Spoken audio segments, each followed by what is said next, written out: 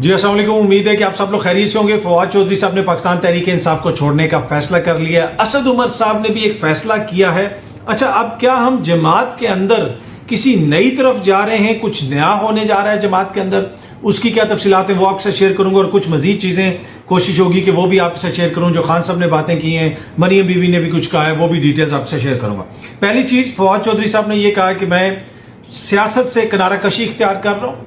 अब ऑब्वियसली ये उनका आज़ादाना फैसला था, उनके ऊपर किसी किस्म का कोई प्रेशर नहीं होगा। उनकी जो गिरफ्तारी हुई थी वो सब कुछ आपने देखा। फवाद चौधरी के इस फैसले के साथ साथ फिर असद उमर साहब ने भी एक फैसला किया। असद उमर साहब ने कहा कि मैं पार्टी का जो सेक्रेटरी जनरल का उनका ओहदा है उससे और जो कोर कमेटी का ओहदा है उससे मैं रिजाइन कर रहा हूँ, यानी उससे मैं अलहदा हो रहा हूँ जो पार्टी के ओहदे हैं, लेकिन वो जमात को नहीं छोड़ रहे। इसी तरह शाह महमूद कुरैशी साहब ने भी अभी तक जमात को नहीं छोड़ा। तो अब क्या खान साहब को हटा के जमात के अंदर कोई और कंट्रोल संभालेगा? क्या माइनस इमरान खान फार्मूले पे काम होगा कि असद उमर साहब ने जो है ओहदे से इस्तीफा दे दिया, लेकिन वो पार्टी के अंदर ही रहेंगे और हो सकता है कि जी इमरान खान साइड पे हो जाएं और असद उमर या शाह महमूद कुरैशी साहब पार्टी संभाल लें? क्या ऐसा हो सकता है? ये देखें, इस चीज़ की तरफ इशारा खान साहब ने भी किया। उन्होंने कहा कि मैं एक कमेटी बनाऊंगा जो बाइख्तियार लोगों के साथ, जो लोग वो हैं जिनके पास इख्तियार है, उनसे बातचीत करेगी और अगर मुझे कन्विंस कर दिया गया तो मैं साइड पे हो जाऊंगा। तो क्या अगर वो कन्विंस हो जाते हैं तो उनको पार्टी से अलहदा कर दिया जाएगा, कोई और पार्टी संभाल लेगा? अगर कोई और पार्टी संभालेगा, क्या उसको अवाम वोट देगी? ये एक बहुत बड़ा क्वेश्चन है। अच्छा, उसके साथ साथ मरियम बीबी ने एक ट्वीट किया। मैं खान साहब ने कुछ और बातें की, मैं उसके ऊपर भी आऊँगा, लेकिन मरियम बीबी ने भी एक ट्वीट किया, वो मैं आपके साथ शेयर करना चाहता हूँ। उसमें जनाब मरियम बीबी लिखती हैं, ये मैं आपको पढ़ के सुनाना चाहता हूँ। जो जुर्म 9 मई को इमरान खान ने किया, कोई भी यहाँ तक इसकी अपनी जमात भी इस घिनौने जुर्म का साथ देने के लिए तैयार नहीं। कोई भी, इवन कि इसकी जो अपनी जमात है वो भी इसका साथ देने के लिए तैयार नहीं है। पाकिस्तान के लिए थोड़ा सा भी दर्द रखने वाला सियासत में तशद्दुद का हामी नहीं हो सकता। यहाँ पर तो इमरान खान ने मुल्क ही जला डाला। काफ़ी उन्होंने बातें की, TTP के साथ PTI को जोड़ा। याद रखें, सियासत और सियासी तकसीम बाद में, पाकिस्तान पहले। पाकिस्तान की सियासत में ऐसी पुरतशद्दुद सोच रखने वाले किसी ग्रोह की कोई जगह नहीं, इसलिए ये तकरीब कार ग्रोह अपने अंजाम को पहुंचा। उन्होंने कह दिया कि ये ग्रोह अपने अंजाम को पहुंच गया, मतलब कि PTI खत्म हो गई, PTI की सियासत खत्म हो गई। ये ग्रोह है जो करोड़ों वोट पड़े हैं। इस वक्त 13-14 जमातें एक तरफ हैं, 13-14 जमातें एक तरफ हैं, और ये लोग मिल के भी इमरान खान साहब के खिलाफ और PTI के खिलाफ इलेक्शन नहीं लड़ सकते, लेकिन वो इसको ग्रोह कह रही हैं। और आगे उन्होंने जो आखिरी जुमला लिखा, पाकिस्तान अब सुख का सांस लेगा और आगे बढ़ेगा इंशाल्लाह। सुख का सांस पाकिस्तान ले या न ले, ये सारी जो सियासी जमातें हैं जिनका मुकाबला है इमरान खान से, इनको ये लगता है कि जनाब इस तरह सियासी जमात खत्म हो जाएगी और हम सुख का सांस लेंगे, लेकिन आपको पता है कि इतनी जल्दी इस तरह चीज़ें ख़त्म नहीं होती। बाकी खान साहब ने यह कहा है कि हम एक कमेटी बना रहे हैं जो बातचीत करेगी और देखेगी कि चीज़ें किस तरफ जा रही हैं। असद उमर साहब की जिस तरह रिहाई हुई वो भी आपने देखा, अदालत ने ये कहा कि जनाब हम तो छोड़ देते हैं, पर ये वो प्रेस कॉन्फ्रेंस नहीं करेंगे तो फिर पकड़े जाएंगे। तो भी उन्होंने प्रेस कॉन्फ्रेंस तो कर दी, आप शायद ना पकड़े जाएं।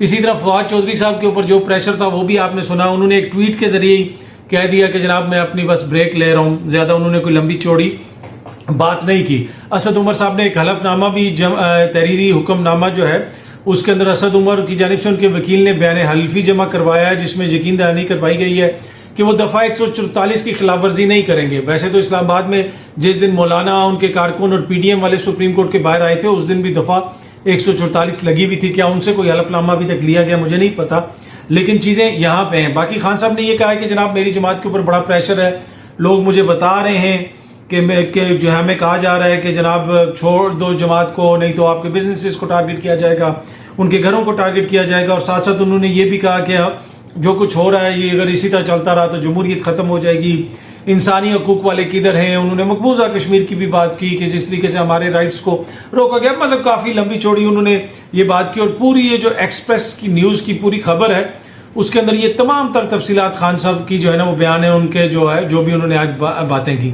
साथ साथ उन्होंने ये भी कहा कि उनके एरिए के अंदर इंटरनेट भी बंद किया गया है और बहुत सारी ऐसी चीज़ें हैं जिनके करने की उनको इजाज़त नहीं है।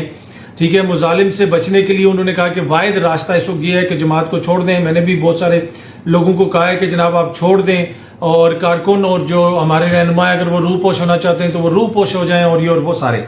पर एनीवे अब ये इंपॉर्टेंट चीज़ ये है कि जो कमेटी बना रहे हैं किससे बात होगी, किस चीज़ के हवाले से बात होगी, फिर चीज़ें आगे किस तरह बढ़ती हैं। लेकिन बड़ी खबर ये है कि असद उमर साहब ने एक तरह से पार्टी के ओहदों को छोड़ दिया है, ख्वाज साहब ने तो पार्टी छोड़ दी है।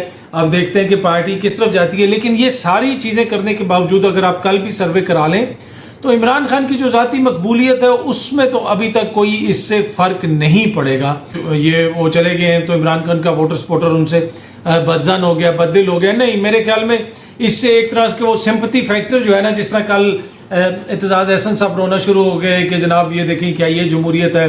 श्री मज़ारी साहब का जिक्र इमरान खान साहब ने भी किया, वो खातून हैं, बीमार हैं, उम्र रसीदा हैं, उनके साथ जो सलूक किया गया क्या ये मुनासिब है। अच्छा, वो जो विकेटें गिरने के ऊपर इतराज़ होता था ना, पीटीआई वाले जब आते होते थे, जनाब एक और बड़ी विकेट गिर गई।